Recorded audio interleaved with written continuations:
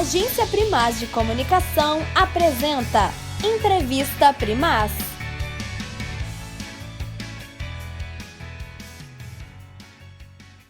Hoje, na companhia de Luiz Pereira e Larissa Antunes na parte técnica, estamos aqui hoje para a centésima oitava, quase que eu falei, centésima octagésima, que indica que talvez a gente consiga chegar lá, mas centésima oitava edição da Entrevista Primaz. Hoje recebendo duas convidadas muito especiais, a recém-graduada em jornalismo Lívia Vieira e a professora do curso de jornalismo da UFOP, a professora doutora Ila Rodrigues, a quem eu dou as boas-vindas em nome da Agência Primaz e agradeço por terem aceito o nosso convite. Boa tarde, Loureiro. Tudo bem? Muito prazer estar aqui. Eu agradeço o convite, primeiramente. Boa tarde também, Loureiro. É um prazer estar aqui na Agência Primaz, um veículo tão importante para Mariana, para nossa alegria. E é um prazer estar aqui também para falar de temas locais. Muito bem.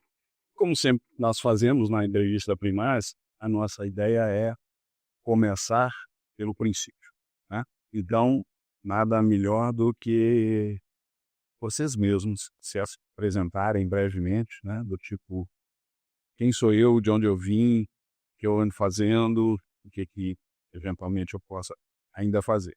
Então, Lívia, por favor, se apresente para a nossa audiência. Meu nome é Lívia Vieira, como você disse, sou recém-formada em jornalismo aqui pela Universidade Federal de Ouro Preto. Sou também nascida e criada aqui na cidade de Mariana e, no momento, né, há alguns anos eu trabalho na Prefeitura de Mariana. Então, já na área do jornalismo, desde o início da faculdade eu atuo com isso. Então, isso é um pouquinho de quem eu sou. Ila, quais os caminhos que te trouxeram ao ICSA, ao curso de jornalismo, a Mariana? Aí, como é que foi essa sua decisão, essa sua tomada esse rumo tomado de vida acadêmica? Quando eu vim para cá, eu vim em 2010 e eu já tinha mais de 20 anos só de redação em diferentes plataformas, em diferentes veículos de comunicação. E eu vim, eu era chefe de redação da Rádio Band News em BH e dava aula na PUC Minas. E vim para cá muito no desejo de refletir sobre o que eu tinha feito nas décadas anteriores, né? Passando por tantas redações, por tantas plataformas diferentes, rádio, TV, revista, impresso, online também. E então, quando eu vim para cá, para a UFOP, eu vim com dois desejos. Refletir sobre a profissão, abraçar a sala de aula, que eu gosto muito, e abraçar a pesquisa, porque a pesquisa é também uma forma de produção de conhecimento, porque eu considero o jornalismo também produção de conhecimento, também, ainda que de outra forma. Então, acho que eu vim unir o útil ao agradável, né? Estou muito feliz.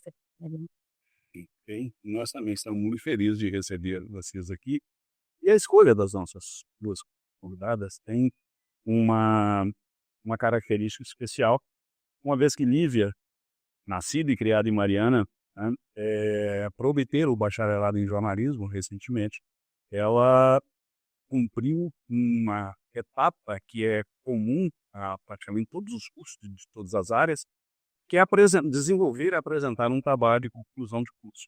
E Lívia escolheu um tema que tem uma profunda implicação com a história política de Mariana, né, que é o assassinato do ex-prefeito João Ramos Filho em 2008. E para desenvolver esse trabalho, ela teve a orientação da professora Ila Rodrigues, por isso as duas simultaneamente aqui. Então, Lívia, a pergunta inicial não poderia ser diferente. Como e quando foi que você tomou conhecimento do caso João Ramos Filho ou do político João Ramos Filho? Como nascida em Mariana, eu sempre escutei falar muito do nome do João Ramos. Só que quando aconteceu, né, o assassinato dele, nos mandatos dele, eu nem era nascida, nasci no ano de 2002. E quando ele faleceu, eu era muito nova. Então eu sempre escutei muito falar sobre ele, mas assim, eu nunca tive nada concreto, eu nunca busquei pesquisar, era sempre conversas nas ruas mesmo. E principalmente do caso dele, né, do assassinato. Mariana, por ser uma cidade muito calorosa politicamente, o caso do João Ramos, ele sempre foi muito falado. Então, depois, no início da faculdade, na verdade, eu iniciei o meu estágio na Prefeitura de Mariana, e foi quando eu comecei a participar um pouco mais da política, entender um pouco mais de política, porque eu nunca tive conhecimento de nada disso. E eu comecei a me interessar, eu comecei a escutar o nome dele um pouco mais, porque eu já tinha escutado de algumas formas falando do caso, do assassinato dele, mas depois eu passei a escutar as pessoas falando da figura dele como político, né? Eu sempre escutei muito falando de que ele era o melhor prefeito que Mariana já teve, da forma dele de governar. Isso sempre me deixou muito curiosa. Então, foi da onde que partiu o ponto que eu decidi desenvolver meu projeto sobre o dia do assassinato dele. E para você, Ila, como é que foi? Que tipo de conhecimento você já tinha sobre essa questão? Você está em Mariana desde 2010. 2010, ou seja, chegou 2 anos 2 anos depois dessa. depois, ou seja, a coisa ainda estava recente, digamos assim, né? Como é que era isso para você e como é que foi a abordagem da Lívia, né? E a sua decisão de encarar esse desafio, de desenvolver esse trabalho com esse tema?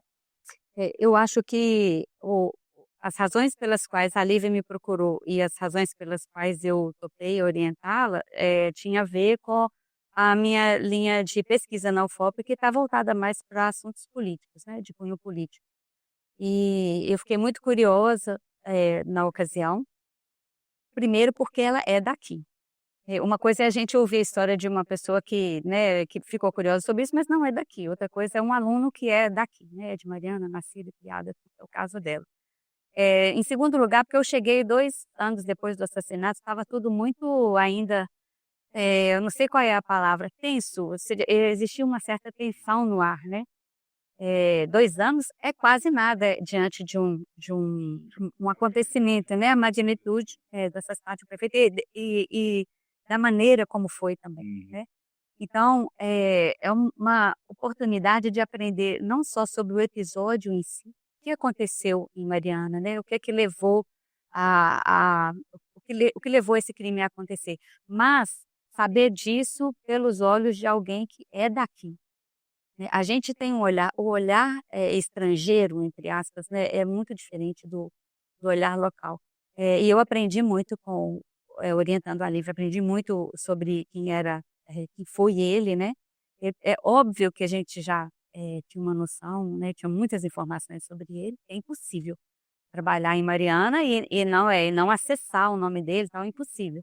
E já a UFOP tem, se não me engano, um trabalho também sobre ele também, mas não, era um livro-reportagem, é uma outra coisa, e não é necessariamente sobre o assassinato, é sobre a figura dele. Figura política mesmo. E o dela não, o dela era sobre o crime, né, o crime e sobre a violência política no Brasil, porque ela não trata só, né, quem ouve o podcast vê que ela está ali também, ela não está dizendo só do crime dele, mas o crime dele está contextualizado dentro da violência política, né, no país. Então, foi muito interessante desse ponto de vista. Foi um aprendizado, na verdade. E já o formato, né? O formato daquilo que vai sair efetivamente dos muros da universidade, ou que já saiu dos muros da universidade, que é o podcast. Por que esse formato e como foram como foram as dificuldades para que você pudesse se decidir, ou quais foram as características para que vocês duas, né, principalmente, pudessem decidir sobre o podcast, o formato podcast, para contar essa história do assassinato do João Ramos? Então, inicialmente não seria um podcast, seria um documentário. Desde o início eu sempre quis fazer um documentário. Eu gosto muito do jornalismo investigativo, então, do início da faculdade mesmo, eu já tinha decidido que esse seria o meu tema. No final, ali, eu quis mudar por conta de ver outras pessoas fazendo outras coisas, eu fiquei meio insegura, falei, meu Deus, será que eu faço isso mesmo? Mas já era definido o tema. Mas, inicialmente, eu queria fazer o documentário, e quando eu procurei a Ila, ela me disse que a gente teria que repensar nisso, né, Ila? Porque O primeiro ponto seria pela ausência de muitas coisas, por exemplo, a ausência de vídeos, de arquivo, a ausência de como que a gente ia capturar, né, esses vídeos, e ia ter uma ausência muito grande. E principalmente também porque é um assunto aqui, Mariana, é muito difícil, né, de ser falado até hoje, a gente tem que tomar cuidado. É um assunto, assim, que ainda tem esse... Curioso. Exatamente. Então, muitas pessoas, né, muitas fontes, às vezes elas poderiam ficar meio receosas de falar aparecendo. Então, a gente também tomou esse cuidado com as fontes. E aí Esse veio... aspecto que eu queria, desculpa te interromper, mas só pedindo para você a reportar, né? Como é que foi a escolha dessas vozes que aparecem, quais as dificuldades, se você teve condição, que tipo de aproximação você eventualmente tem conseguido com o Chico, com familiares, com advogados, como é que foi entrar nesse universo e identificar as pessoas que pudessem contribuir com o conhecimento e com o seu pensamento, né, com a sua forma de ver o episódio. Como é que foi isso para você? Então, a gente teve, eu no caso, eu tive até um pouco de dificuldade com o acesso às fontes, né? No início foi um dos pontos que eu pensei talvez em desistir do trabalho. E no meio, assim, de todo o processo, apareceu meio que um anjo que eu falo na minha vida, que era uma pessoa, um senhor, que trabalhou comigo um tempo que eu estive fora na prefeitura de Ouro Preto, e ele era da família, ele, na verdade, é casado com uma pessoa da família do João. E comentando com ele, ele falou: olha, eu te ajudo, tem pessoas da família, tem o irmão do João, que é o meu sogro, só que ele já é uma pessoa debilitada, é uma pessoa mais de idade, e é um caso que para ele falar hoje em dia é muito difícil, porque mexe muito com ele, já é um senhor de idade.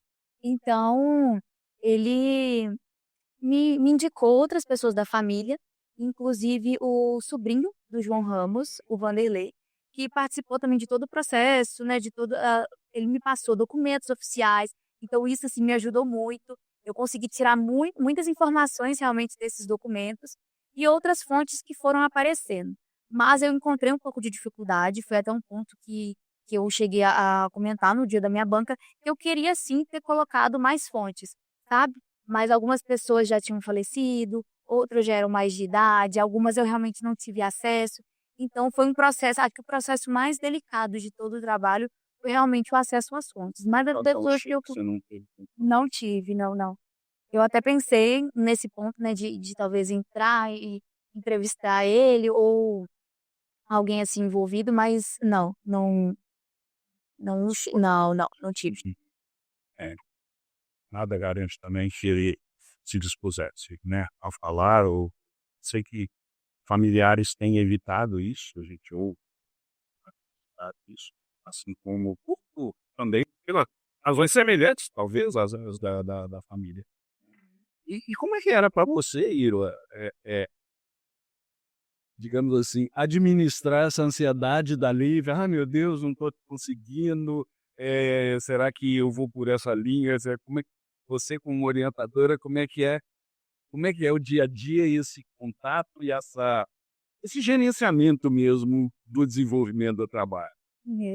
Eu acho que o orientador ele tem que ser assim, ao mesmo tempo um professor e de vez em quando a gente vira meio que um divã assim, né, deles. A Lívia foi uma pessoa muito corajosa nesse processo, porque ela também estava passando por momentos mais delicados também, né?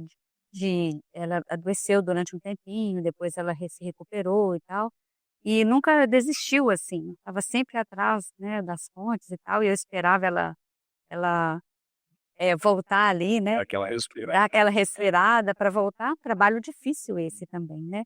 Uma das fontes que ela tinha conseguido já marcar foi a Terezinha, que faleceu no processo. Ela ia ser entrevistada, acho que ela chegou a marcar, né, Lida? E aí ela... Só minha lista aqui, mas tudo bem. Gente, antecipo.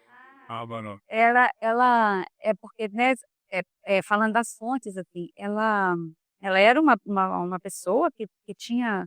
A gente tinha combinado no começo, eu falei, Lívia, esse é um assunto muito difícil para as pessoas abordarem.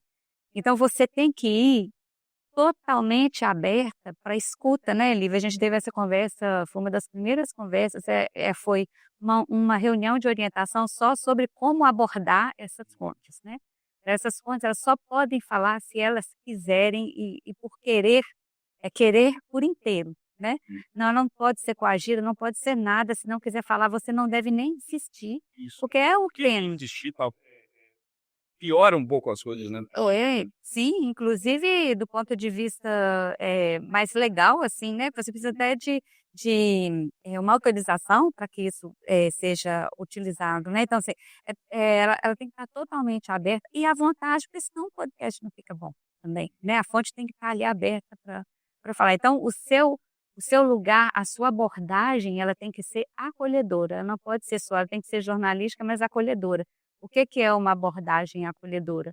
É você dizer já de antemão, que você sabe que é um tema delicado, que você sabe que é um tema que exige da pessoa e que você está aberto para que ela diga aquilo que ela tiver disposta a dizer e da maneira que ela achar que deve dizer. E assim foi, eu acho que foi com essa abordagem e a Terezinha chegou a marcar mas depois ela passou mal, né, e veio a falecer. Mas foi um trabalho muito esse das fontes, né. E daí e tem uma coisa só um parêntese, assim, que eu queria fazer. Foi muito interessante acompanhar, assim, de longe, que uma fonte foi levando a outra. Ela entrava no WhatsApp e falava: "Ila, você não acredita, tal pessoa me arrumou o depoimento". Aí essa pessoa do depoimento levava para uma outra pessoa e essa outra pessoa a levava para uma outra fonte. Então foi tipo um efeito dominó, assim, né, até ela chegar. A gente não tem a pretensão aqui, né, de esgotar o tema, até porque um dos objetivos é trazer a público, dizer para a população de Mariana que o trabalho está disponível e recomendar, né, e assistam, tanto que a gente vai, né, providenciar no vídeo, né, formas para acessarem o produto, o podcast, né? Então, a gente vai trabalhar muito mais, eu me preparei para começar essa conversa com vocês, muito mais no aspecto do desenvolvimento, dos sentimentos e tal, para que a gente não deu spoiler completo, até porque não existe spoiler, né? João Ramos foi assassinado, infelizmente, em 2008. Tá? Quem é de Mariana e já acompanha há mais tempo a política local sabe que foram profundas as marcas que esse assassinato impuseram em Mariana. Nós vamos conversar um pouquinho sobre isso em seguida, mas assim, vamos trabalhar um pouquinho mais na feitura e no fazer, né? Então, nesse aspecto, eu queria que vocês falassem um pouquinho como é que foi, o que chamou a atenção sua e também da Ila, na medida em que essas vozes foram aparecendo, né? Em algum momento, vocês estiveram ou se convenceram ou perceberam que, pelo contrário, existem outras, nas vozes e nas pessoas, existe uma certa suspeição de que, poxa, afinal de contas, será que a ausência do João Ramos efetivamente beneficiaria o Chico da Farmácia, como está nos autos, como é a principal, o principal ponto usado pelo Ministério Público, né? Assim, olha, ele queria ser prefeito, achava que João Ramos, mas será que dentro do cenário político de Mariana de então, que vocês não viveram, mas que vocês resgataram, vocês acreditam que isso pudesse ter acontecido efetivamente? Supondo que o Chico não tivesse, que o assassinato não tivesse sido desvendado, né? Acha que a ausência do João poderia efetivamente beneficiar o Chico de alguma forma? Não, durante as conversas, né, foi um ponto que eu nem coloquei no trabalho, porque foi até uma dificuldade de encontrar provas das coisas que eu teria que colocar. Porque muitas das coisas foram de boca, o que acontece muito aqui em Mariana. Mas durante as conversas, eu acabei até escutando de algumas pessoas que ele estaria em terceiro, ou até para mais, em porcentagem de ser eleito. Então, que ele não teria chance de ser eleito, mesmo. Exatamente, mesmo o João estando ou não. Então, durante as conversas, pelo que eu compreendi, é que não faz muito sentido. Ou talvez tivesse sido um surto dele, não sei. Não sei. Algumas pessoas falaram que ele poderia beneficiar outras pessoas, que ele queria realmente eliminar o João, mas o que consta, né, pelo Ministério Público é que ele queria realmente abrir caminho para ele. Mas, para mim, sim, pela conclusão que eu tive do trabalho, não faz sentido. Você concorda com isso? Totalmente? Ou empate? Você acha que Eu, daquilo que você conseguiu perceber? Ela me trouxe era isso que ela está dizendo aí, são coisas que muitas pessoas falam aqui em Mariana, né, que a princípio não teria sentido, a motivação, né, dele. Mas eu tendo a acreditar que em política nunca existe uma única motivação. Então, você precisa, às vezes, de um cenário que não vai beneficiar você diretamente, mas que Ou não imediatamente. mas que beneficiaria do ponto de vista, né, do autor do crime, né? É, um modo como a cidade passaria a ser sem aquela pessoa. Os desdobramentos a partir da ausência daquela pessoa. Então, Um cenário se desenharia exatamente. de uma lacuna É, foi criada. exatamente, que foi isso que você disse aí lá no comecinho da pergunta, assim, não imediatamente, mas talvez os desdobramentos fariam de Mariana uma cidade com o rosto ausente do João, né? E isso significa algumas coisas, né? Porque quando você tem esse cenário, você tira uma pessoa que atua em prol de algumas coisas e não de outras, e você inverte essa lógica quando você elimina essa pessoa, né? Então, muitas vezes, a eliminação de alguém não é a eliminação só desse alguém, é de um modo de pensar, um tipo de política que você quer eliminar. E você usou uma palavra aí que permite assim, um gancho muito legal com a minha próxima pergunta. Você fala em ausência. Só que eu quero reverter isso para pedir que você, principalmente, Lívia, mas a Ilha também, nos fale um pouquinho sobre a presença atual de João Ramos. Existe ainda, você percebeu que ainda existe um ramismo? Como é que vocês veem o legado, né, e a importância de João? Por exemplo, em 2012, você deve ter contato com essa informação, uma gravação do João foi usada em palanque, pedindo voto para um candidato, 4 anos após a morte. Uma faixa enorme foi estendida no palanque com a foto do João, pedindo voto para um determinado candidato de 2012. Ou seja, o ramismo ainda existe, que resquícios nós temos 16 anos depois, ou 17 anos depois, 17 já completado, do João Ramos em termos de legado, de influência, de presença política em Mariana? Eu acho que ainda existe, assim, foi um dos pontos que me fez, né, iniciar esse trabalho, porque a gente sabe que na política as pessoas esquecem as coisas muito rápido, ou vem alguém, faz uma outra coisa, e aí, né, assim, a outra pessoa que fez já não tem tanto valor assim. Então, isso sempre me deixou muito curiosa, porque o João ele é muito falado.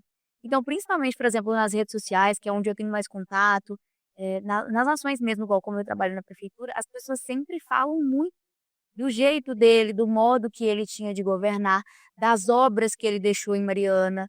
Então, assim, eu acho que ele ainda é muito presente e que sim, ainda existe isso e que eu acho que vai ser muito difícil de ser apagado. Sim, mas em termos de legado, assim, digamos assim, eu sou eu sou da linha, eu sou a continuidade, eu sou herdeiro de João. Acho que isso hoje já talvez tenha se perdido. Eu acho que sim. Concorda, Ilha? Pelo menos, eu sempre tenho cuidado porque né, sou a pessoa que ainda, né, de fora, eu espero um dia ser de dentro, de tanto ficar aqui, mas por enquanto eu estou de fora. Mas eu não vejo herdeiros em relação a ele, assim, herdeiro, né, no sentido assim, sei lá, alguém que ele faria de sucessor, não vejo. Se eu tivesse hoje, esse é o meu ungido, né? Ele chegou, se a gente for fazer voltando um pouquinho na história, né? Já em 96, ele... na realidade, o João é o seguinte, na década de 70 ainda, ele ungiu o seu sucessor, Jadir Macedo. Ainda dentro do mandato do Jadir Macedo, os dois se separaram. E ele voltou a Porto Jadir, né? Depois ele tentou emplacar, em 96 ele tentou, e foi a primeira vez que ele ungiu o Newton Godoy, que voltou a ser candidato recentemente, né? Mas a partir daquela época começou a ver, né? O tecido começou a sofrer esgarçamentos, né? A famosa direita e esquerda, de maneira que você deve ter ouvido falar demais, né? Hoje ela é pulverizada. E já no final da década, no início do século, já com a ascensão de do próprio Celso, né? Ela já começou, assim, já não tem mais um ou dois caciques, né?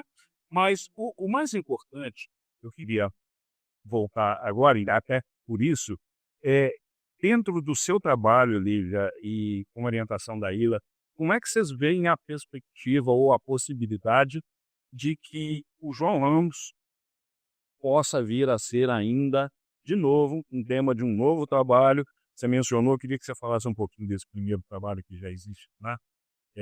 Eu não tenho muito conhecimento dele, já ouvi falar, me debrucei. Você acha que ainda esse assunto ainda rende? Eu acho que rende. Não só o João, mas a política de Mariana. Eu acho que é um tema até interessante. Eu pensei talvez em desenvolver um projeto de mestrado, em continuar um pouco falando, né, da política de Mariana, porque depois disso, inclusive, eu acho que esse trabalho da Universidade Federal de Ouro Preto, eu não lembro de qual aluno que é, mas ele fala um pouco, é o da dança das cadeiras, né? É esse? Eu acho que é. Que fala um pouco de cada pessoa que ocupou a cadeira e principalmente desse jogo que ficou após a morte do João Ramos, que criou todo aquele... Inclusive, Lívia, que todos os problemas, toda a instabilidade política desde 2011, é uma praga que teria abogado aqui na cidade, né? E nesse trabalho, ela até fala disso, essa aluna, que é uma crônica, assim, sabe? Então, bem legal, uma forma que ela arrumou de abordar essa história política de Mariana. Então, eu ainda acho que sim, tem muita coisa que dá para ser utilizada e é bem interessante, sabe? Eu acho bem interessante. Como marianense, é uma coisa que me deixa muito curiosa. Então, eu acho que talvez outras pessoas daqui da cidade que gostem desse tema possam, sim, vir a falar sobre isso. Na verdade, eu até coloquei isso porque em 2023 nós lançamos aqui na Agência Primaz um projeto podcast Memórias Primaz, em que havia 4 eixos. Um deles era apontar os 50 últimos anos da política de Mariana. Nós usamos o primeiro eixo, que foi o Rebeldes, foi um desdobramento e um aprofundamento do trabalho de conclusão de curso meu e do Thiago Henrique, de 2018. Um segundo tema seria esse da política. Nós temos um terceiro tema que era sobre as bandas de música e um quarto que era sobre os marianenses que se aventuraram no futebol profissional. Alguns, há muitos anos, inclusive, alguns até a gente não conseguiu levar à frente. Quem sabe um dia a gente leva, quem sabe um dia a gente faz uma parceria. Ila, quem sabe. Mas, voltando à questão do podcast, né, eu queria saber que, principalmente da Lívia, quando termina o trabalho, quando o produto está pronto e você vai para a banda, qual foi a sensação? O que você imaginou? Não, eu queria mais, eu queria pôr mais isso, mais aquilo. Como é que foi para você isso? Porque é o seguinte, uma vez eu vi uma definição, se não me engano foi Jô Soares. Jô Soares diz o seguinte: a gente não termina um livro, ali, né? Eu acho que eu já participei, no mestrado e no doutorado eu tive a mesma sensação, no desistir não. Mas como é que é para você isso? Se foi, eu tenho que acabar, eu tenho que pegar o meu diploma, mas ao mesmo tempo o apego ao tema, né, que, como você já disse para nós aqui, mexe muito, principalmente por você ser marianense, né? Como é que quando você terminou, como é que foi a sensação? Você cumprir, cheguei onde eu queria, gostaria demais. Você mencionou alguma coisa do mestrado. Essa frase define bem, assim, eu fiquei satisfeita, mas até uma semana antes, né, Ila, da apresentação, a gente ainda estava fazendo ajustes no podcast, no roteiro. Então, assim, no início a gente pensa, vou fazer isso, aquilo, aquilo outro. Só que quando a gente começa a desenvolver, é muito diferente, né? Então, tudo que eu tinha planejado saiu um pouco do que foi combinado, mas eu gostei do resultado, assim, eu fiquei bem aliviada. E, inclusive, assim, por exemplo, eu nem esperava a nota que eu tirei, então já fiquei satisfeita demais, sabe? Mas eu pensei, sim, em uma coisa diferente. Mas eu gostei, sim, do trabalho e foi durante a banca, inclusive, que eu pensei, talvez, em continuar desenvolvendo esse projeto e talvez no mestrado. A minha pergunta, e ainda pode ajudar nisso aí, é porque é o seguinte, são dois aspectos num trabalho como esse. Você tem o aspecto do tema, do objeto, mas tem o aspecto técnico do podcast, né? Então, de repente, uma coisa começa a se sobrepor sobre a outra, principalmente quando é a questão do podcast. Mas, será que a linguagem radiofônica, podcastiana, eu não sei nem se existe essa palavra, desculpa, será que ela está adequada, né? Mas assim, e tem a questão do tema em si, né? O tema em si, eu acredito que você tenha feito, né? Obviamente, tudo que estava à sua disposição ali, você falou da infelicidade ali lá, do passamento da Terezinha, que poderia seria fantástico contribuir publicamente, né? Porque não só ela foi testemunhou ocular, como ela foi, durante um certo tempo, herdeira política. Sim. Tá? E como é que é isso? Assim, a questão técnica deu muito trabalho para vocês, como é que foi? A parte técnica, eu tive muita ajuda do Thiago Chum. Não poderia ser diferente. Então, assim, O maravilhoso, do áudio. muito generoso, né? Nossa Senhora, então assim, ele me salvou, ele foi outro anjo. 18, eu tá isso. E aí eu mandava assim, pelo amor de Deus, eu não tô conseguindo fazer isso. Tal, ele, não, me manda assim que eu te ajudo, eu faço por você. Eu, não, mentira. E aí ele foi me ajudando, me dando caminhos, algumas coisas ele fez pra mim. Então, assim, foi uma ajuda muito grande. Então, nessa etapa eu não tive dificuldade porque eu tive o apoio dele. Mas quando eu peguei pra fazer sozinha, foi bem difícil, assim. Principalmente nessa questão de edição, até que captação, todas essas coisas foi bem tranquilo, sabe? Mas a parte da edição eu tive bastante trabalho e aí ele me salvou. E aí, Ila, falando sobre essa questão técnica, né, sobre o podcast, como é que você, como professora e pesquisadora, né, a que você atribui o sucesso do podcast, de uma forma geral, principalmente dentro desse, né, do true crime, né, que vem aí de diversas fontes? A gente tem o Projeto Humanos, por exemplo, no Brasil, que é uma coisa fantástica, né? A que se atribui isso? Eu já conversei com algumas pessoas e já colhi opiniões diferentes. Eu vou lançar aqui, queria que vocês comentassem. Para uns, o podcast é o formato adequado para o brasileiro que tem preguiça de ler. O podcast tem, principalmente da questão do crime, ninguém tem paciência para ficar lendo isso, mas existe uma curiosidade mórbida, não sou eu que estou falando, tá? São vozes que eu escuto, não vozes da minha cabeça, por favor. As pessoas têm uma curiosidade mórbida e ouvindo, elas se sentem menos agredidas do que lendo ou vendo fotos. O que faz o podcast ser um produto tão consumido hoje em dia?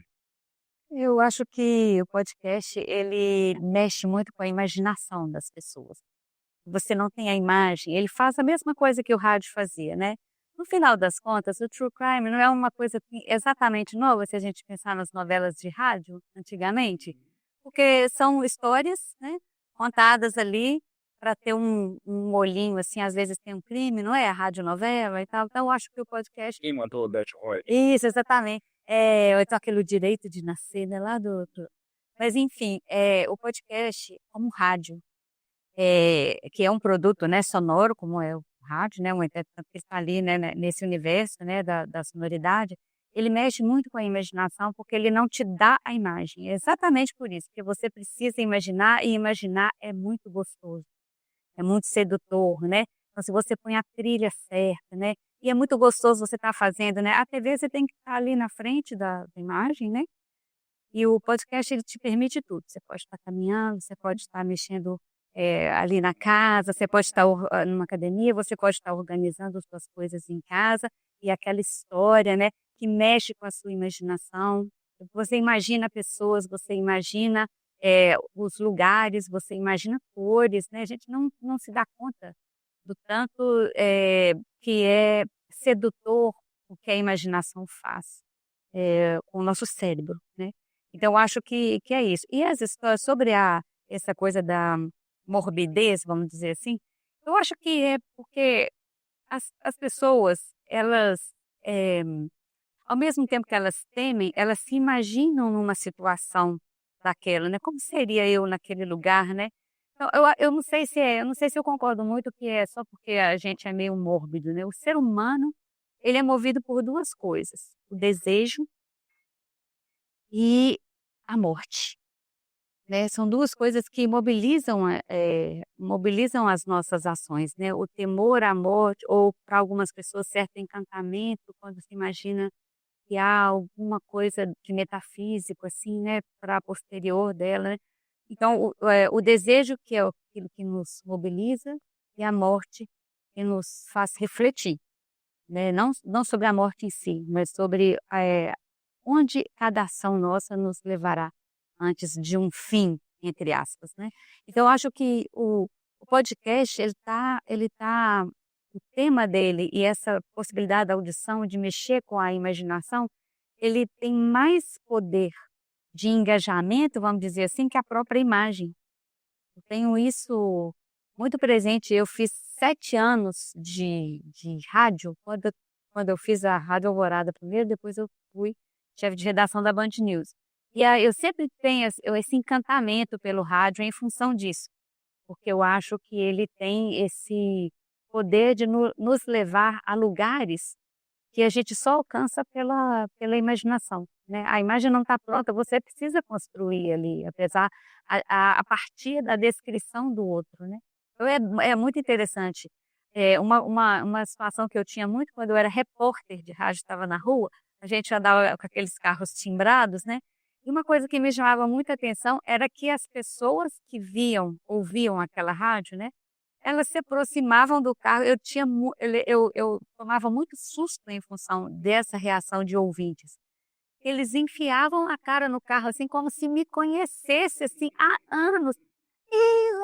E tal, íntimo, assim. Eu falei, gente, o que que faz essa pessoa achar que eu a conheço, né? É porque eu estou dentro da casa dela todo o tempo, eu caminho com ela, ela passa roupa, eu estou com ela, né? Então, assim, o rádio tem esse grau de intimidade, né? E o podcast tem também, que a televisão não consegue estabelecer, assim, não nesse nível, né? Ele estabelece outros vínculos, mas são de diferente ordem.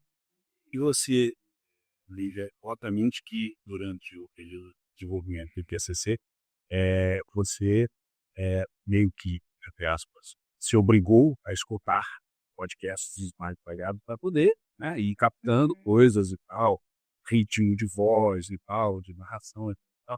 Mas, independentemente disso, você é uma consumidora de podcast? Então, não era. Até o início da produção do meu projeto, eu não era. Eu gosto muito de trabalhar com visual. Eu gosto muito de casos de investigação, mas eu gosto de ver fotos, eu gosto de ler as coisas. Então, eu não tinha esse hábito de escutar podcasts. Eu nunca tinha escutado podcast de crime até o início do meu projeto. Mas eu já tinha visto muitos, que são os programas que eu mais consumo. Por exemplo, investigação criminal, todas essas coisas de casos criminais, mas com imagem. Então, eu passei a escutar alguns até com a indicação da Ila, do Bolívia, que participou da minha primeira banquinha, também da segunda, mas na primeira ele também passou algumas referências. Então, eu tive que escutar, eu tive que me obrigar, em alguns momentos até, assim, eu atrasei muito, sabe? Fiquei postergando para poder, porque não é uma coisa que eu gostava. E aí, quando o meu foi ficando pronto e com todo aquele conjunto sonoro, exatamente, eu fui pesquisando sobre podcast, lendo e falando justamente do que a Ela tá falando aqui, de tudo que faz na imaginação da gente, como você coloca vozes diferentes, efeitos diferentes. Isso foi me deixando assim bem encantada. Então, eu passei a consumir depois de começar o meu projeto. Pois é, mas aí a gente vê duas questões, né, que não são antagônicas, claro, mas você colocou aí justamente seu costume, né, de associar, de ter necessidade da imagem e tal. E aí que eu queria, porque é o seguinte, o podcast eu não sei, confesso, eu não sei a origem da palavra, mas a primeira menção na minha vida sobre podcast foi sempre essa coisa estritamente sonora, né? E de um tempo para cá, né, o que a gente tem visto são videocasts, mesacasts, tem tudo cast, Aham. né? E, inclusive, com muito, a grande maioria que é, pelo menos assim, que é assim dessa de conversa, de pegar um tema e conversar e tal, não sei o quê, sempre é associada com a imagem, né? Por exemplo, você veja o pessoal do Porta dos Fundos, do Vivier com o João Vicente, o Charla, o Romário, tem todo mundo agora é videocaster, etc. Ou seja, é, eu vejo assim uma proliferação enorme de situações que não vão ao encontro, ou que vão de encontro ao que você falou, né? E que para mim é muito caro também. Eu gosto muito dessa coisa de ouvir enquanto faço outra coisa, né? O silêncio absoluto me perturba. Eu não consigo pensar diante do silêncio. Sabe, eu tenho essa característica já de longa data, né? Então, como é que vocês veem isso? Porque é o seguinte, a pessoa, né, você vê a quantidade de canais desse tipo no YouTube, em que você pode até, eu já fiz várias vezes, eu já escutei do Vivier e João Vicente sem saber o que os dois estão lá sentados, um fazendo graça pro outro e tal. Para mim, não altera nada aquela imagem. Tudo bem, né? Mas assim, as pessoas parecem que precisam colocar a imagem junto, né? E eu vejo assim, eu não sei o que vocês acham disso, dessa tendência, ou pelo menos eu imagino como uma tendência, ou não é tendência, o que vocês acham disso aí? Eu acho que tem a ver com as mídias, né? Você não acha, não? As mídias, da maneira como ela prolifera, né? É engraçado isso que você está dizendo, porque a mesa casting, né? Você tem a mesa casting lá, duas pessoas com o microfone, a mesa aqui, e vão ali, né? Então, não sei se as pessoas uma conversa gravada. Eu fico pensando se também, o que eu vou dizer aqui agora é sem reflexão, porque até você dizer isso aí, eu não parei para pensar, né? Mas, num primeiro momento, o que me ocorre é, também é gostoso estar numa mesa de café, proseando, assim, vendo o rosto um do outro quando ele conta um episódio, né, e tal. Há quem goste, né? Há quem não se importe, é meu caso. Que não preciso ver ninguém numa mesa só de ouvir, etc. Mas eu acho que há quem goste de ver a expressão do rosto da pessoa ao contar um acontecimento ou a interagir, né? Há quem curta isso também, né? E hoje em dia as plataformas são muito visuais, né? Parece que a gente está um pouco viciado na imagem mesmo, né? Eu acho que uma das razões pelas quais eu não sei porque eu não estou ligada nas últimas pesquisas sobre a adesão ao rádio mesmo, né? Tipo o CBN, a Band News mesmo e tal.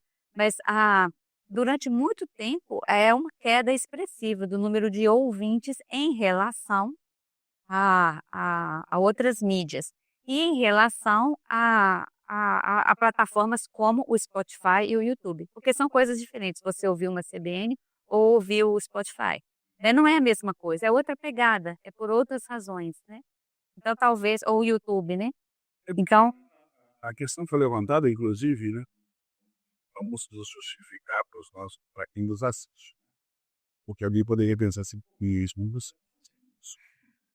Nesse momento, você Nesse momento, você está. dentro da nossa loja, é, esse formato é muito interessante quando se trata de uma entrevista, que é aquele ponto que você falou. Eu quero saber quem é a Lívia, eu quero ver a cara dela, eu quero ver quem é a Ilha, eu quero saber como é que ela reage, né, diante de uma pergunta que a incomodou, ou que de alguma forma fez com que ela se lembrasse daquele momento eventualmente tenso durante a captação das informações, etc. e tal. Agora, se eu tiver fazendo por exemplo, dentro da agência Primaz, se eu for fazer um jornal Primaz, a menos que eu tenha muitas condições de externas, tal, não sei o quê, para me transformar ou transformar o nosso produto num, num pretenso futuro MGTV, Jornal Nacional, etc. Tal. Se eu vou apenas narrar notícias, para que a imagem? Né? Então, assim, por exemplo, nós estamos com um produto, spoiler, para ser lançado em prédio, que é um jornal, né, em que a gente vai apresentar de uma forma mais descontraída, como uma conversa entre dois jornalistas, sobre os acontecimentos da semana noticiados pela agência, noticiados ou não pela agência Primaz. Né? A gente faria o quê? Um resumão da semana, com base em quê? Nas informações, nas reportagens que a agência Primaz fizer durante aquela semana. Né? E a menos que eu tenha, que a gente tenha, coisa que não temos, condição de ter uma equipe enorme que vá acompanhar em loco, fazer imagens, editar e tal, não sei o que, para ter Vamos fazer em áudio mesmo. Vamos fazer no formato podcast. Né? Agora, eu já recebi ali pelo vídeo olhares meio atravessados com quem disse. Você prometeu, agora você tem que cumprir, né? Ou seja, eu estou me comprometendo com a audiência aqui.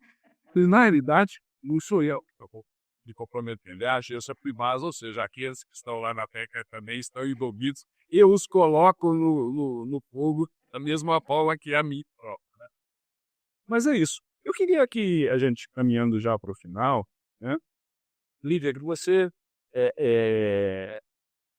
falasse um pouquinho, né, assim, fechando, resumindo, né, de como como foi essa experiência de resgatar e trazer a público informações que não eram tão disponíveis, né, que, por exemplo, você teve acesso a documentos, né, ao processo, eu imagino. Como é que é para você, como marianense, não como repórter, né? Como jornalista, melhor dizendo, como é que é para você ter a visão desse episódio hoje em comparação com aquilo que você ouviu dizer quando era menina, quando era ainda adolescente, sobre esse cara? Então, de início, assim, eu achei muito gratificante eu, como marianense, e também como jornalista, ter acesso a tudo isso, porque como você falou, nas redes sociais, na internet mesmo, não tem nada. Então, resgatar a memória dele e poder colocar essa história para todo mundo poder escutar de forma concreta, como, né, tá nos autos, como tem as confissões, é uma forma, assim, de devolver a memória dele e de também trazer uma reflexão acerca de como que a política na nossa cidade funciona, não só na nossa cidade, mas como é um fenômeno, realmente, a violência política. Então, eu fico, assim, chateada, porque não só por ele ter sido uma figura, eu não vivenciei nenhum dos mandatos dele, mas por ele ter sido uma figura que fez muito pela nossa cidade, que as pessoas gostam muito dele, foi um pouco sensível, foi emocionante para mim.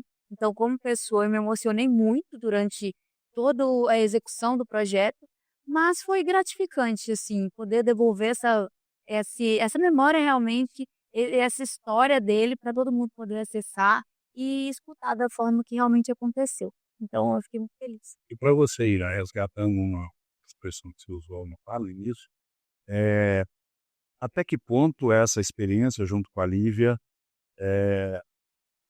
permitiu que você se sentisse um pouco mais de dentro.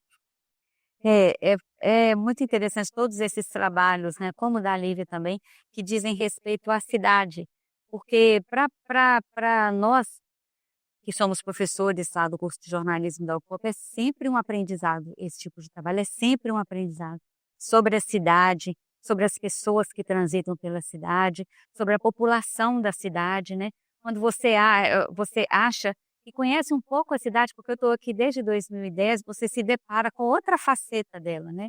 Mariana, eu sei que eu sou suspeita para dizer isso, porque eu gosto muito da cidade, é uma cidade que eu admiro muito, aprecio muito, a despeito de todos os problemas, mas todas as cidades têm seus problemas, né. Mas Mariana é um lugar impressionante de boas histórias, para o bem e para o mal, mas são boas histórias, né. E uma coisa que eu acho muito interessante é é isso de os alunos marianenses que passaram por nós no curso de jornalismo, né, uma parte enorme deles, tanto no mestrado também, eles são muito preocupados de devolver para a cidade uma história. Eu fico tocada por isso, porque eu acho que eles são tão jovens e já têm essa noção da importância do lugar onde eles nasceram, né, o lugar que na verdade fez deles quem eles são. Então é tão importante que eles devolvam para a cidade, né, esse aprendizado, o aprendizado no sentido assim de como contar uma história, né, no jornalismo, né, esse aprendizado que o jornalismo proporciona, devolver isso para a cidade, né, é uma coisa muito, se você pegar o repositório do mestrado, e agora a gente está entrando com o doutorado, né, mas se pegar o repositório do mestrado e os TCCs, você vai ver uma quantidade enorme de materiais sobre a cidade, né. Por isso que também, eu sou suspeita para dizer, eu acho que o curso de jornalismo fez muita diferença para a cidade de Mariana, como fazem em todos os lugares, né, por causa disso, não é que o curso seja melhor que nada, que outros, mas é um curso onde você conta a história do outro, conta a história dos lugares, e aí você registra a memória. Isso é importante para qualquer, cidade, né. Então isso acontece com muita frequência, entre os alunos, né. E aí quando ela resgata o João Ramos, né, ela não resgata só o João Ramos, ela resgata um período inteiro vivenciado pela cidade, que reverbera até hoje, e que é importante para as pessoas que não viveram aquele tempo, entender que cidade é essa que a gente está hoje, né. Então tudo são desdobramentos, né. Os desdobramentos da memória se dão pela história. E a história é registrada também pelo jornalismo, que é isso que eles estão fazendo aí, né. A Agência Primaz, né, é uma é um resultado de um processo, né, muitíssimo interessante. Uma cidade sem veículos de comunicação, é uma cidade sem olhos, é uma cidade no escuro. Então se você tem um lugar, né, eu não estou dizendo da Agência Primaz porque eu estou aqui não, mas ela é importantíssima, como são outros veículos aqui da cidade também. Então, esses meninos estarem aqui, fazendo essas histórias, né, a Agência Primaz está aqui conversando conosco sobre isso, né, instalando debates, que é para isso que a gente está aqui, que os veículos de comunicação existem, para a gente ter a chance de discutir as coisas que são interessantes para qualquer lugar, para o mundo e para esse lugar aqui também. O jornalista dizer que está sem palavras é complicado, mas depois de um cranfinado como esse, né, Lívia, fica até difícil falar alguma coisa, a não ser agradecer demais, Lívia, você é sempre muito carinhosa com a gente, faz. Espero vê-la mais vezes, quem sabe possamos voltar a falar sobre um outro do trabalho seu a respeito de Mariana. E deixar aqui registrado, né, essa questão que a Ira chegou, e esperando que, desejando isso permaneça e se aprofunde cada vez mais, ou seja, a universidade não ficar fechada em seus muros, a universidade devolver à sociedade um pouquinho daquilo que faz a universidade existir, que são os impostos aqui, né, permitem essa existência, e ajudando a construir histórias ou a recontar histórias, a resgatar histórias. Então, em nome da Agência Primaz, agradeço demais a presença de vocês. E aí vocês continuem nessa luta de cada vez mais proporcionar conhecimento, né? E gerar conhecimento, como você disse no início, o jornalismo também é isso. Não só do conhecimento do que está acontecendo, mas conhecimento do que já aconteceu, e é muito prazeroso para nós. Foi uma conversa muito gostosa e, mais uma vez, muito obrigado a vocês duas. E a vocês que sempre nos acompanham, que prestigiam o trabalho da gente. Mas obrigado por nos assistirem. Vamos fechar essa 108ª edição da entrevista Primaz, fazendo aquele tradicional pedido de que se inscrevam no canal e acionem o sininho lá para receberem as nossas notificações, não só o canal do YouTube, onde vocês estão vendo vídeos dessa entrevista, mas também através do canal do WhatsApp, para que vocês possam ficar a par de tudo aquilo que acontece por aqui e que tem a repercussão da agência primária. Muito obrigado, até a próxima oportunidade.